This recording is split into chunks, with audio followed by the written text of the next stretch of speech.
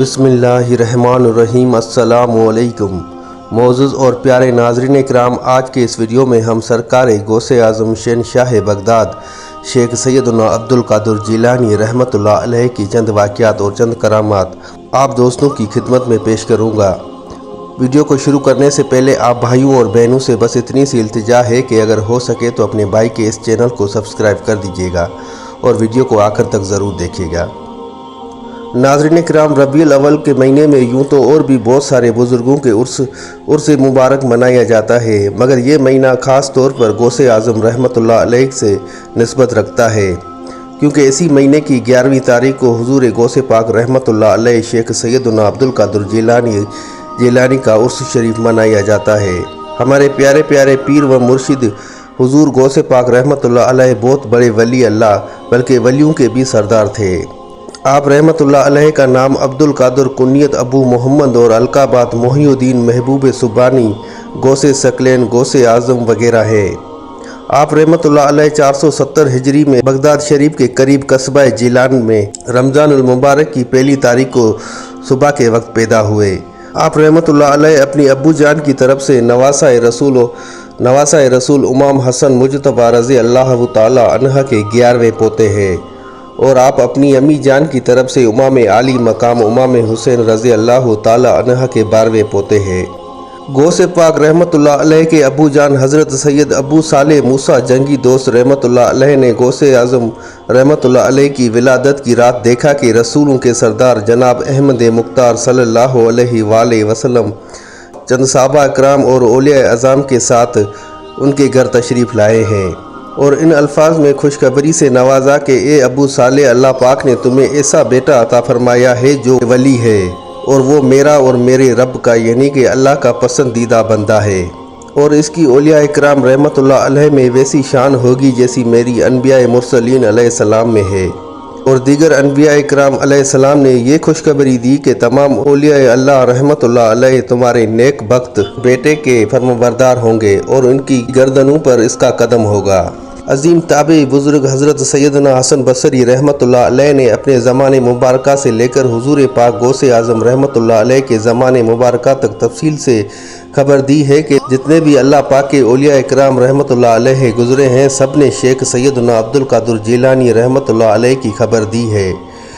सिलसिला अतारिया व कादरिया के अजीम बुज़ुर्ग हज़रत सैयदना जुनैद बगदादी रहमतुल्लाह अलैह फरमाते हैं कि मुझे आलम गैब से ये मालूम हुआ कि 5वीं सदी के दरमियान सैयदुल मुरसलीन सल्लल्लाहु अलैहि वसल्लम की औलाद में से एक कुतुब आलम पैदा होगा, जिनका लक़ब मोहिउद्दीन और नाम मुबारक सैयदना अब्दुल कादिर जिलानी रहमतुल्लाह अलैह होगा, और वो गौसे आज़म होगा और उनकी जिलान शहर में पैदाश होगी।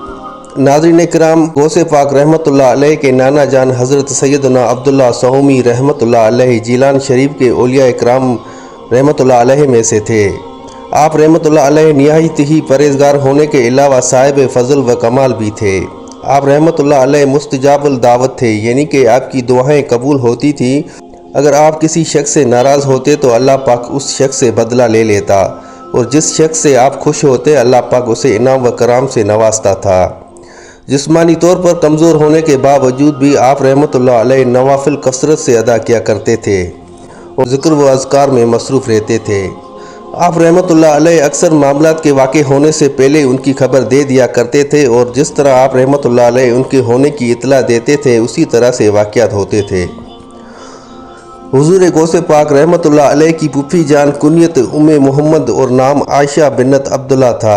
आप रहमतुल्लाह अलैह नेक और बाकरामत खातून थी। लोग अपनी ज़रूरतों को पूरा होने की दुआएं कराने के लिए आपके पास हाज़िर हुआ करते थे। हुज़ूर गौसे पाक रहमतुल्लाह अलैह के एक भाई भी थे जिनका नाम सैयद अबू अहमद अब्दुल्ला था। ये हुज़ूर पाक गौसे आज़म रहमतुल्लाह अलैह से उम्र में छोटे थे और इल्म व तक़वा में से उसको भी काफ़ी हिस्सा मिला था, मगर आप रहमतुल्लाह अलैह जवानी में ही फौत हो गए थे। हुज़ूर गौसे पाक रहमतुल्लाह अलैह का ख़ानदान नेकू का घराना था। आप रहमतुल्लाह अलैह के नाना जान, दादा जान, अब्बू जान, अम्मी जान, फूफी जान, भाई जान और साहिबजादगान सब मुत्तकी व परहेज़गार थे। इसी वजह से लोग आपके ख़ानदान को अशरफ का ख़ानदान कहते थे। नाज़रीन किराम, एक मरतबा का जिक्र है कि एक नीम रोज़ नामी एक मुल्क था जो कि मौजूदा दौर में अफ़गानिस्तान का एक सूबा है।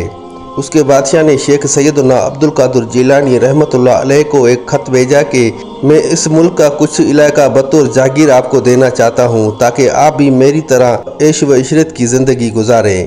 میرے پیارے پیارے مرشد و کریم حضور غوث پاک رحمۃ اللہ علیہ نے اس کے جواب میں فارسی میں صرف 4 اشعار لکھ کر بھیجے، جن کا ترجمہ کچھ یوں ہے: اگر میرے دل میں ملک سجر کی کچھ بھی ہوس ہو تو سجر کے بادشاہ کے کالے رنگ کے تاج کی طرح میرا نصیب بھی کالا ہو جائے، اس لیے کہ جب مجھے دولت نیم شب یعنی اللہ پاک کی یاد میں راتوں کو جاگنے کی سلطنت حاصل ہے تو سلطنت نیم روز کی قیمت میرے نظر میں ایک جو کے دانے کے برابر بھی نہیں۔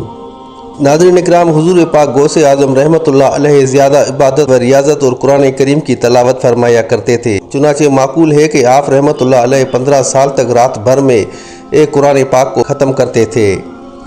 آپ رحمۃ اللہ علیہ روزانہ 1000 رکعت نفل فرماتے تھے، اور ایک رات میں جب آپ رحمۃ اللہ علیہ نے اپنے معمولات کا ارادہ کیا تو نفس نے سستی کرتے ہوئے تھوڑی دیر سو جانے اور اس کے بعد اٹھ کر عبادت کرنے کا مشورہ دیا۔ جس جگہ پر آپ کے دل میں یہ خیال آیا تھا اسی جگہ پر اسی وقت ایک قدم پر کھڑے ہو کر آپ رحمۃ اللہ علیہ نے ایک قرآن کریم کو ختم کیا۔ ناظرین اکرام، اللہ والوں کا ہمیشہ یہی طریقہ رہا ہے کہ ڈھیر و نیکیاں کرنے اور گناہوں سے بچنے کے باوجود بے پناہ خوف خدا رکھتے تھے۔ سرکار بغداد غوث اعظم رحمۃ اللہ علیہ بھی بے پناہ خوف خدا رکھتے تھے، چنانچہ شرف الدین سعدی شیرازی رحمۃ اللہ علیہ فرماتے ہیں کہ حضرت سیدنا شیخ عبدالقادر جیلانی رحمۃ اللہ علیہ کو حرم کعبہ میں دیکھا گیا کہ وہ کنکریوں پر اپنا سر مبارک رکھ کر بارگاہ رب العزت میں عرض گزار تھے کہ اے رب کریم مجھے بخش دے، اور اگر میں سزا کا حقدار ہوں تو بروز قیامت مجھے اندھا اٹھانا تاکہ نیکوکار لوگوں کے سامنے میں شرمندہ نہ ہوں۔ امام ابو الحسن حیتی رحمۃ اللہ علیہ فرماتے ہیں کہ میں نے حضور پاک غوث اعظم رحمۃ اللہ علیہ کے ساتھ حضرت سیدنا امام احمد بن حنبل رحمۃ اللہ علیہ کے مزار شریف پر حاضری دی۔ میں نے دیکھا کہ حضرت سیدنا امام احمد بن حنبل رحمۃ اللہ علیہ اپنی قبر سے باہر تشریف لے آئے اور سیدی حضور پاک غوث اعظم رحمۃ اللہ علیہ کو اپنے سینے سے لگا لیا اور انہیں خلعت بہترین لباس پہنا کر ارشاد فرمایا کہ اے شیخ عبدالقادر جیلانی رحمۃ اللہ علیہ، بے شک میں علم و شریعت اور علم و حقیقت اور علم و حال اور علم و فعال میں تمہارا محتاج ہوں۔ آقا علی حضرت امام احمد رضا خان رحمۃ اللہ علیہ فرماتے ہیں کہ شریعت حضور اقدس صلی اللہ علیہ وآلہ وسلم کے اقوال ہے، اور طریقت حضور کے افعال اور حقیقت حضور کے احوال اور معرفت حضور کے علوم بے مثال ہے۔